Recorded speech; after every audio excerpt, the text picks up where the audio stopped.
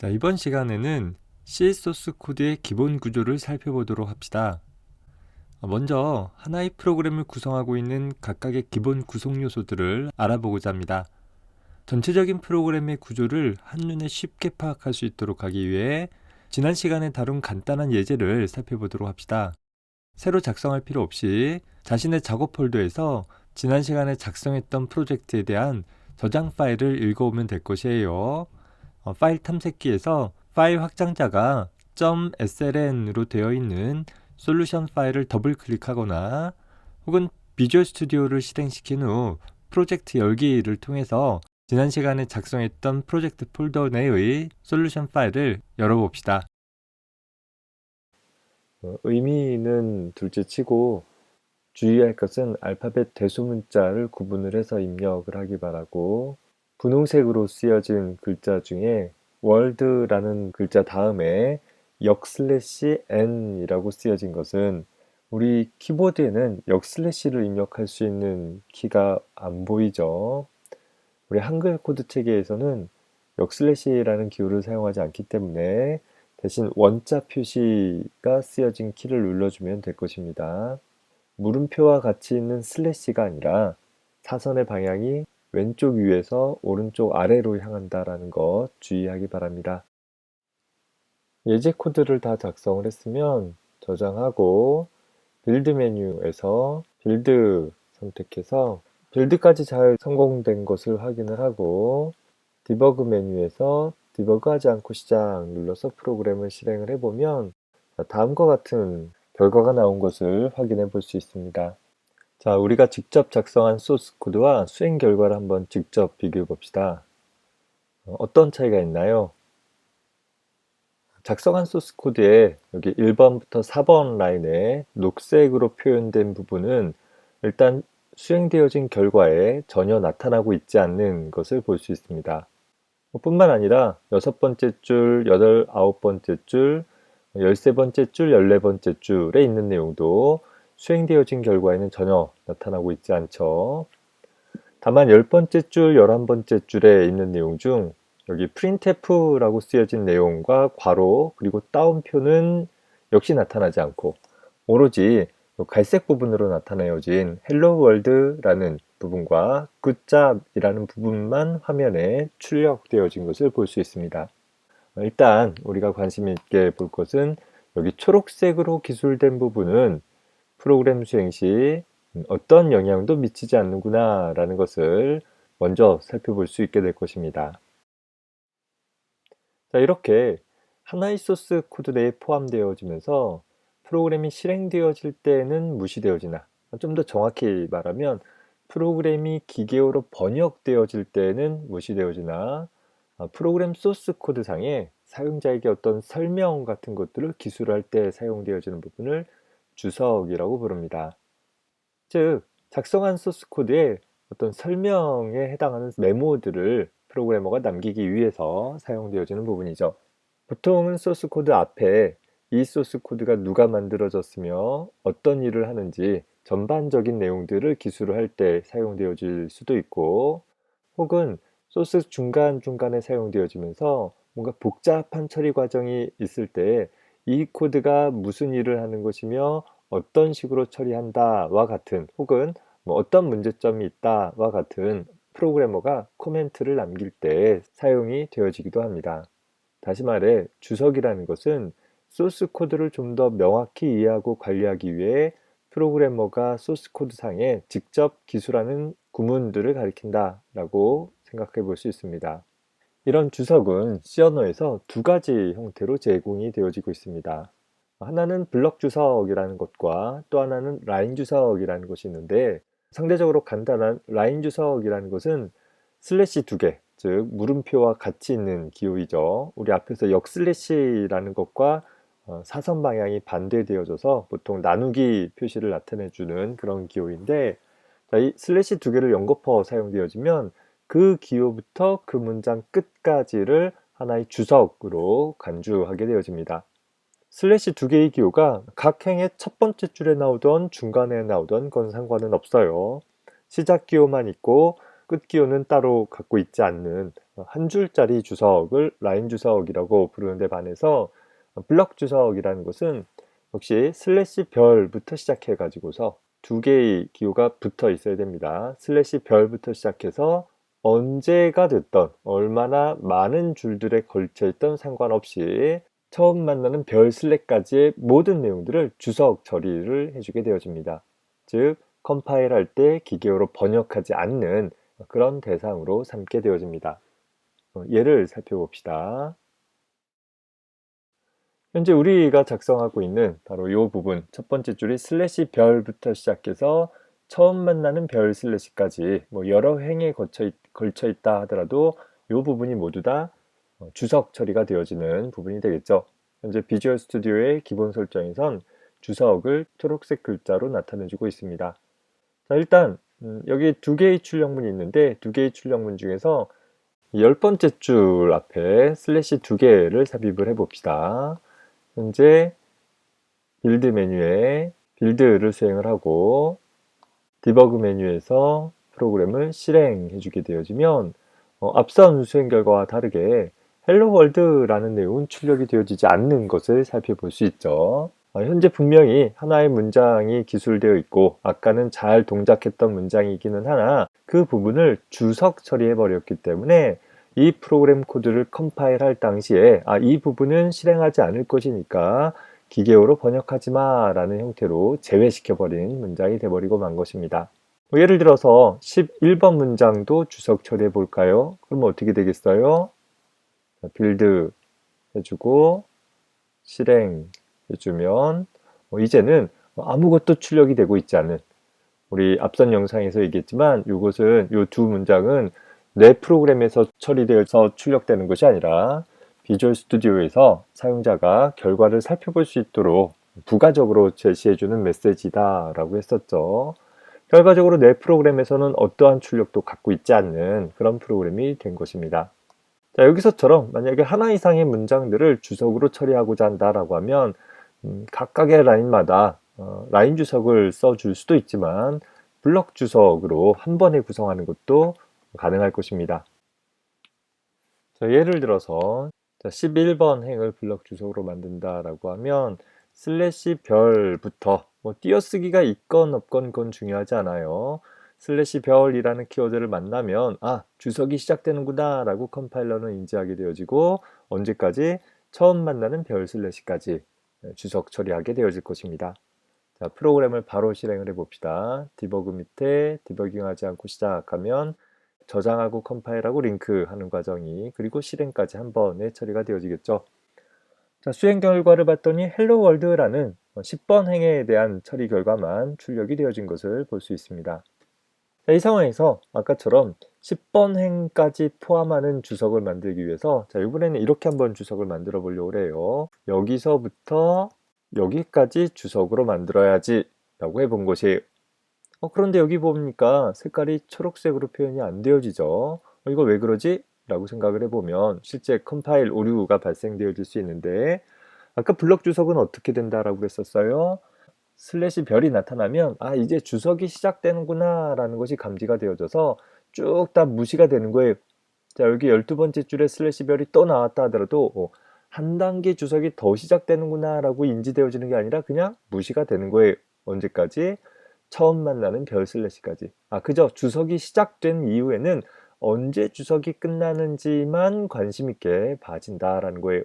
그래서 이 10번 행에서 시작된 주석은 12번 행 끝에서 끝나게 되는 것이고 따라서 13행에 있는 별 슬래시는 이거 뭐야? 라고 해서 이제 유효하지 않은 문법적인 표현이 되어져서 오류가 발생되는 것입니다. 다시 말해서 블럭 주석은 이렇게 중첩되어져서 하나의 블럭 주석을 다른 블럭 주석이 감싸는 형태로 사용할 수 없다라는 것을 기억을 해두기 바랍니다. 반면에 블럭 주석 안에 라인 주석이 중첩해서 들어가는 것은 전혀 문제없이 사용되어지기도 한다라는 것도 눈여겨봐두기 바랍니다. 물론 11, 12행 둘 다 주석 처리하기 위해서는 그냥 이렇게 써주면 됩니다.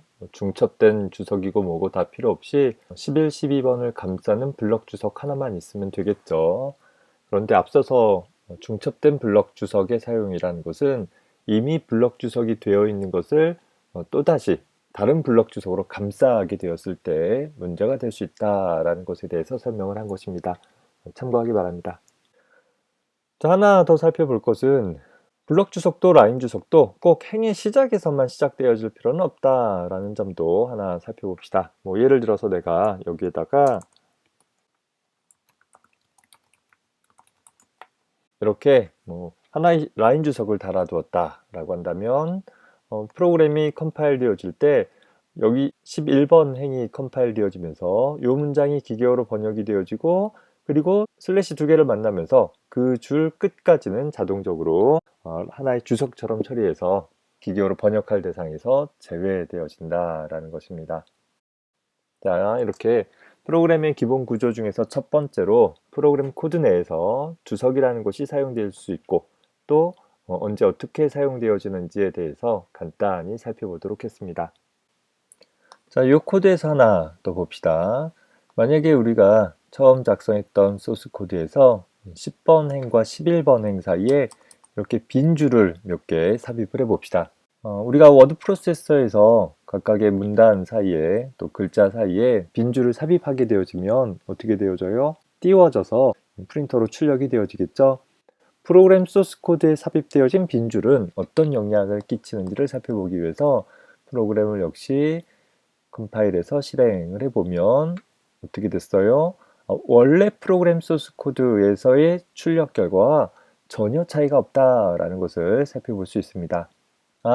프로그램 소스 코드 안에 어떤 띄어쓰기를 통해서 빈 칸이나 빈 줄을 삽입한다 하더라도 그것이 출력에는 전혀 영향을 끼치지 못한다라는 거예요.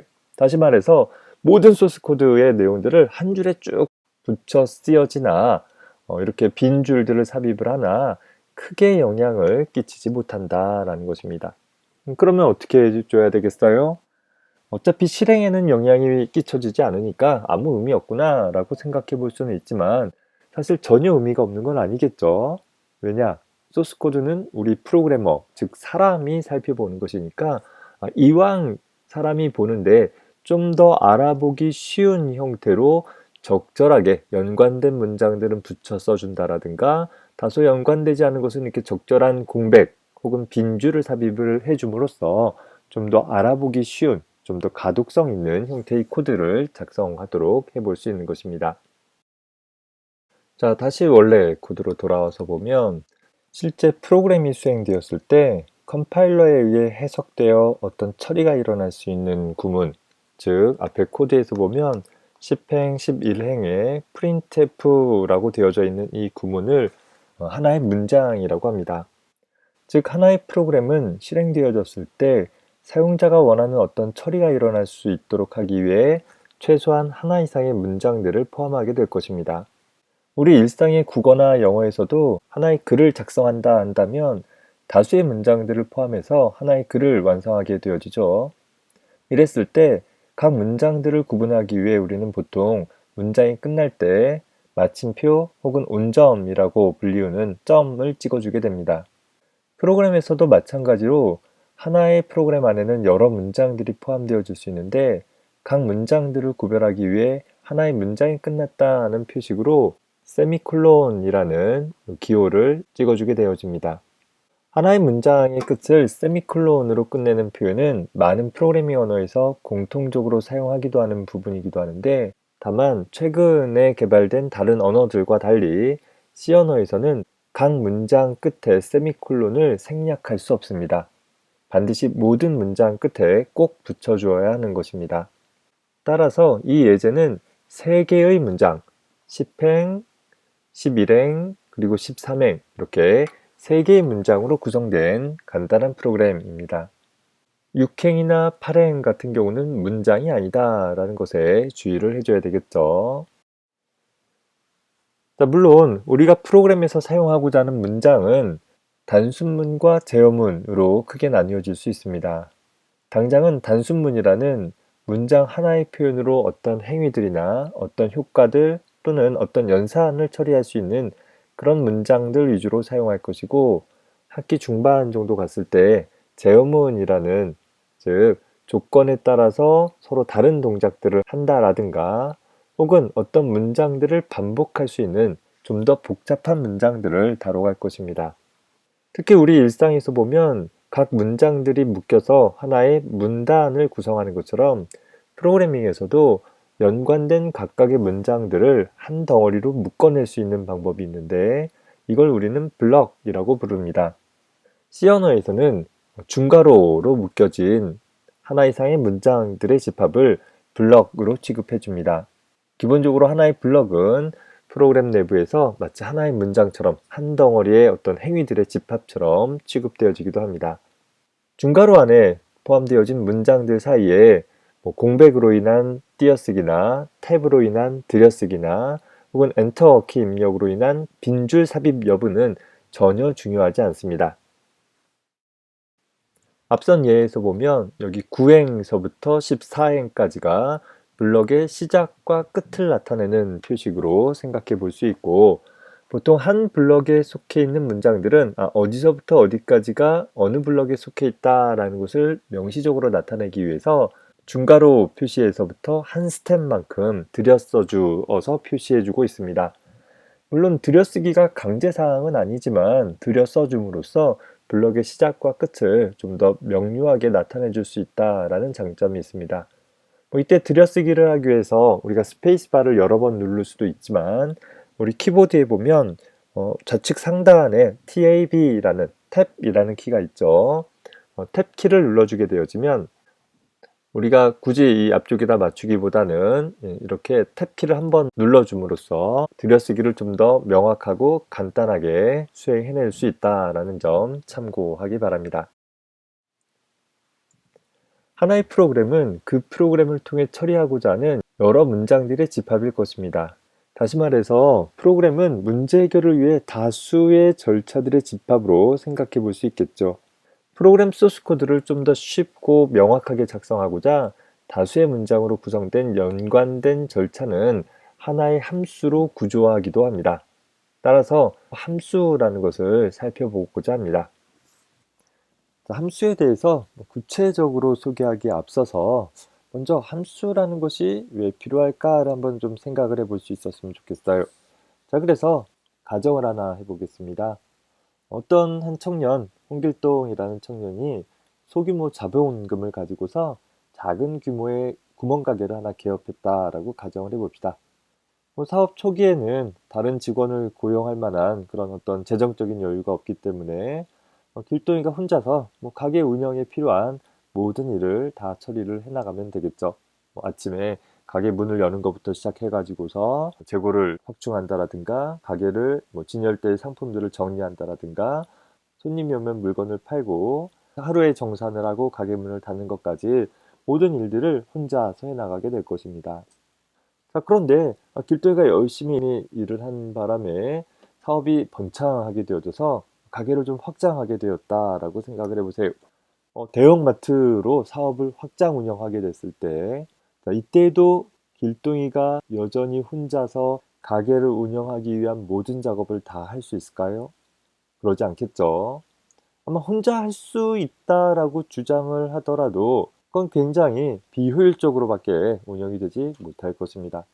구멍가게일 때와 다르게 대형마트를 운영하게 된다라고 한다면 아마도 직원을 여러 명 고용을 하고 각각의 직원들에게 책임을 나눠줄 거예요. 너는 재고 관리를 해라. 너는 매장 청소를 담당해라. 너는 결산을 담당해라. 이렇게 각각의 책임들을 할당을 해줘야 되겠죠. 사업이 더 커졌다라고 한다면 각각의 부서들을 나누어 줄 것이고 각종 업무에 따라 여러 부서로 나눌 것이고 각 부서에다가 당신네 부서에서는 어떤 일을 하세요? 당신네 부서에서는 어떤 일을 하세요? 라는 식으로 책임을 역시 부서에 할당을 하게 될 것입니다. 그리고 그 부서에서는 역시 다수의 직원들을 고용을 해서 역시 우리 부서에게 할당된 책임 중 일부 책임들을 또 각각의 팀원들에게 혹은 직원들에게 배정을 해 나가면서 운영을 해 나가게 될 것입니다. 자, 이때 사장인 길동이는 어떤 일을 하면 돼요? 여전히 매장 청소를 한다든가 이런 일을 하는 것이 아니라 길동이는 그저 사업 운영 전반에 대한 자신의 비전에 따라서 각각의 부서들이 직원들이 어떻게 업무들을 분담을 해갈 것이고 또 상호작용할 것인지만을 전체적인 관점에서 조율해주면 될 것입니다. 다시 말해서 더 이상 사장인 결동이는 세부 업무에 대한 책임을 고민하지 않아도 된다라는 점이 좀 달라질 것이에요. 프로그래밍도 마찬가지입니다. 작은 규모의 프로그램은 우리가 앞에서 다뤄봤던 것처럼 개별적인 문장들을 쭉 나눠 가면서 프로그램들을 기술할 수 있고 수행을 할 수 있을 것이에요. 하지만 프로그램의 규모가 커져서 처리할 요구사항이 많아지고 더 이상 단순한 문장들의 나열만으로는 하나의 프로그램을 작성하기가 좀 효율적이지 못하다라고 했을 때 어느 정도의 규모가 있는 프로그램을 작성하게 되어진다라고 하면 앞서서 우리가 비유를 들었던 것처럼 각각의 부분에서 처리할 책임과 혹은 처리할 기능에 따라 프로그램에 속한 문장들을 몇 부분으로 나누어 놓고 그 나누어진 각각의 구문들을 적절히 조화롭게 사용할 수 있는 방법이 필요하더라라는 것입니다. 이를 위해서 제공되어지는 부분을 함수라고 부릅니다.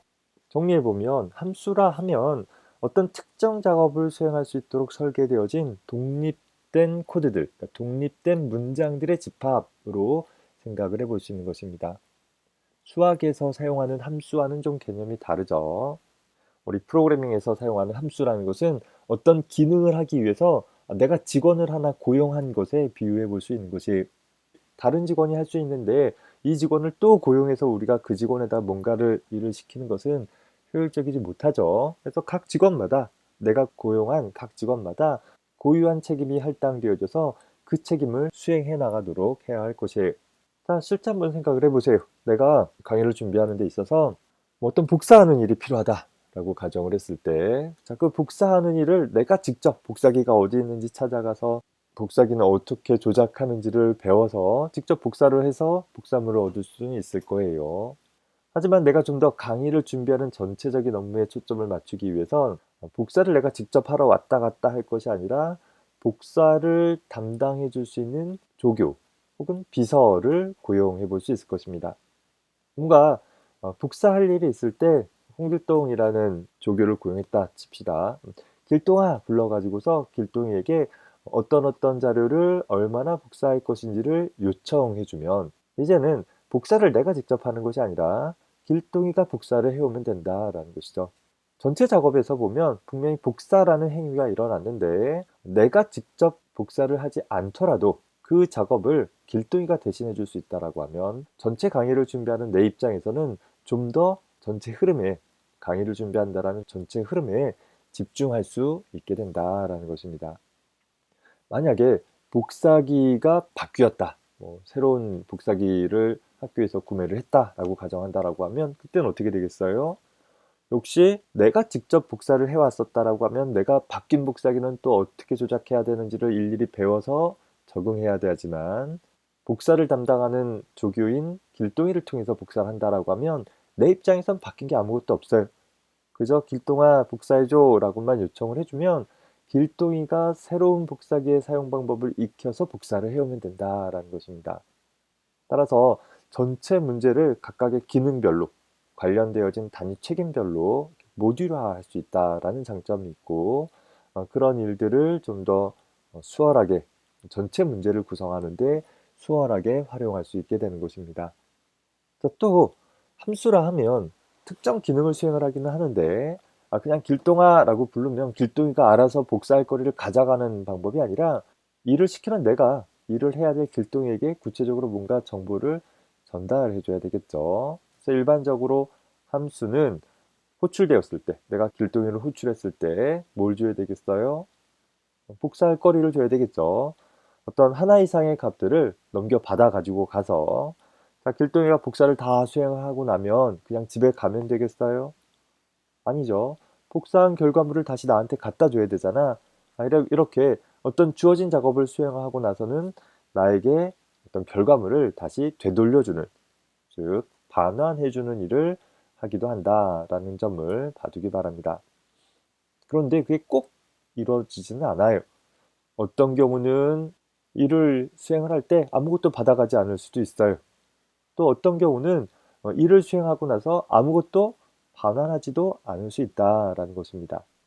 뒤에 가서 구체적으로 다뤄보긴 하겠지만 간단한 예를 하나 들어보면 길동아 보드마크 하나만 갖다 줘 라고 요청을 하면 그때는 내가 길동에게 아무것도 전달해 줄 필요가 없잖아요. 물론 업무 협약을 복사하는 일이 아니라 보드마카를 갖다 주는 일로 업무 협약을 맺었다 가정한다면 그때는 그냥 호출만 하면 보드마카를 내가 얻을 수 있는 거예요. 또 다르게는 성적을 게시해 줘 라고 한다라고 하면 역시 길동이는 그 새로운 업무인 성적을 게시하는 일을 수행을 하고 나서 게시 잘 됐다라는 걸 나한테 입증하기 위해서 게시판을 뜯어다가 나한테 갖다 줄 필요가 없다라는 것이 상황에 따라서 뭔가 넘겨받을 수도 있고 또 뭔가 반환할 수도 있지만 그러지 않는 경우들도 있다라는 것입니다. 하지만 공통점은 어떤 주어진 하나의 책임을 수행한다라는 공통점을 갖고 있습니다. 다시 말해서 하나의 문제, 하나의 프로그램을 작성함에 있어서 연관된 문장들의 집합, 우리가 이제 문제를 해결해 나간다라고 하면 어떤 일, 어떤 일, 어떤 일을 순서대로 처리를 해 나간다라고 했을 때 그런 하나의 연관된 작업을 처리하기 위해서 필요한 문장들의 집합을 하나의 블럭으로 구성을 하고 그 블럭을 다른 연관된 집합들인 다른 블럭과 식별하기 위해서 이름을 붙여놓고 또 뭔가 정보를 전달하고 전달 반환받고 하는 일들을 하기 위해서 소위 함수라는 구조로 구조화해주게 되어지는 것입니다. 자, 이런 함수를 사용을 하면 결과적으로 어떤 장점들이 있겠어요?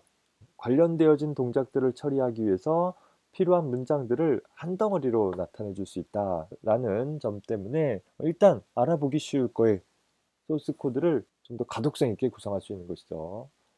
아, 이 문장은 뭐 하는데 사용되는 문장이구나 라는 것을 쉽게 이해할 수 있는 것이고 프로그램을 수행을 하면서 똑같은 작업이 반복적으로 사용되어진다라고 했을 때 내가 강의를 준비하다가 복사하는 일이 반복적으로 일어난다라고 했을 때 그저 나는 길동이만 부르면 되는 거예요.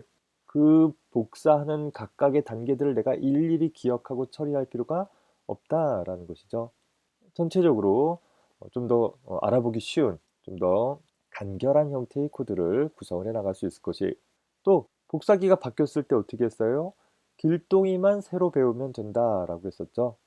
소스 코드 중에 그 특정 작업을 위해서 필요한 부분들이 수정되어질 필요가 있을 때 훨씬 더 쉽게 수정할 수 있는 전체적으로 가독성을 향상시키고 유지보수하기 쉬운 형태의 코드를 작성하게 해줄 수 있다라는 거예요. 그걸 통해서 또 반복되어지는 명령들을 좀 더 효과적으로 처리할 수 있는 그런 가능성도 제공받게 되는 것입니다. 그래서 보통 우리가 함수를 이용을 해가지고서 하나의 프로그램을 구성한다라고 한다면 뭐 여러 가지 방법들이 있을 거예요. 어떤 필요한 작업들을 쭉 뭉쳐가지고서 좀 더 큰 기능, 좀 더 큰 기능 이렇게 묶어나가면서 함수들을 만들어 나갈 수도 있고 혹은 거꾸로 전체 해야 될 일이 무엇이 있는가를 살펴보고 그걸 좀 더 작은, 좀 더 작은, 좀 더 작은 단계들로 쪼개가면서 구성해 볼 수도 있습니다. 우리는 두 가지 접근법 중에서 후자인 전체 문제를 쪼개나가는 방법으로 접근을 해보려고 합니다. 소위 단계별 세분화라는 전략으로 표현되어지기도 하는데 우리가 세부적으로 어떤 일이 필요한지를 잘 알 수 있다라고 한다면 작은 단위의 일들을 모아서 묶어서 좀 더 큰 작업들을 함수들을 만들어 나갈 수는 있을 거예요.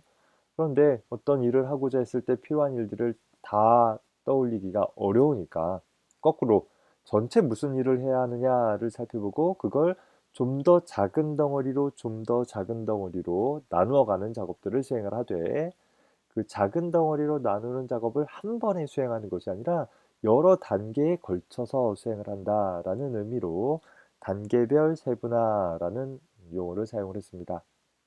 우리가 뭐 집을 짓는다라고 한다면 집을 짓기 위해서 아주 세부적으로 어떤 방 한쪽부터 쭉 벽돌을 쌓아가는 것이 아니라 전체적으로 내가 어떤 집을 지을 것인지를 먼저 계획을 하고 뭐 몇 층짜리, 뭐 3층짜리로 짓겠다라고 하면 각 층별로 또 역시 방은 어떻게 할 것인지, 방 구조는 어떻게 할 것인지 뭐 이런 것들을 또 두고 또 한 층 내에서 나눠진 각각의 방들이 있다면 뭐 방 안의 인테리어는 어떻게 할 것인지를 다시 또 나누고 이렇게 전체 큰 문제를 내가 해결할 수 있는 좀 더 작은 덩어리로 여러 단계에 걸쳐서 나가는 방법으로 구성을 해보자라는 것입니다.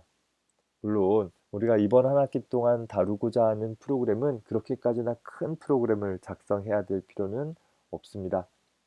그러다 보니까 다소 이거 너무 좀 과도한 거 아니야? 라는 생각도 들고 오히려 더 복잡하네? 라고 생각이 들 수도 있습니다. 하지만 우리가 프로그래밍을 배운다라는 것이 그저 이번 학기에 다룰 것처럼 그냥 간단한 예제 수준의 프로그램만 작성하기 위해서 프로그래밍을 배우는 건 아닐 거예요. 누구라도 내 전공을 다뤄 나감에 있어서 필요한 일들을 수행을 해 나갈 때 컴퓨터의 도움을 받기 위해서 이 컴퓨터에게 뭔가 상용 소프트웨어를 사와 가지고서 명령을 수행시키는 것이 아니라 좀 어느 정도의 작은 규모의 일들은 내가 직접 프로그래밍해서 작업을 처리할 수도 있어야 하겠다라는 것이죠. 자, 그러다 보니까 당장 이번 학기의 문제가 아니라 여러분들이 궁극적으로 좀 더 수월하게 프로그램을 작성해 나가기 위해서 이번 한 학기 강의는 이 함수라는 걸 좀 기반으로 해서 접근을 해보려고 합니다. 시중에 있는 어떤 책도, 어떤 서적도, 또 어떤 강의도 이렇게 접근하지는 않고 있습니다. 그러다 보니까 여러분들이 공부할 때 다소 조금 생소할 수도 있고 또 다른 강의에 비해서 이거 처음부터 너무 어려운 거 아니야? 라고 생각할 수도 있어요. 하지만 처음에 이런 함수라는 좀 복잡한 구조의 사용 방법을 익혀둘 수 있다라고 하면 결국은 함수를 배우게 되니까 나중에 가서 오히려 더 쉽게 적응할 수 있을 것입니다. 앞서서 얘기했듯이 함수는 왜 사용하는 것이에요? 내가 문제를 키우기 위해서 사용하는 것이 아니라 내가 비서를 고용하는 거예요. 내가 좀 더 쉽게 일을 처리하기 위해서 비서를 고용하는 것이고, 다만 그 비서가 무슨 일을 해야 할지가 아직 결정되어 있지 않기 때문에 내가 일일이 알려줘야 되는 거예요. 처음에는 너는 이러이런 일을 이렇게 해라고 알려줘야 되는 작업이 있다라는 것입니다. 그 작업만 잘 해낼 수 있다라고 한다면 그 다음에는 우리는 비서를 호출하는 일만 해주면 된다라는 것입니다. 부디 당장 눈앞에 보이는 복잡함에 빠져서 허덕이지 말고 함수를 왜 사용해야 하는가에 대한 또 어떻게 사용해야 하는가에 대한 큰 그림을 가질 수 있기 바랍니다.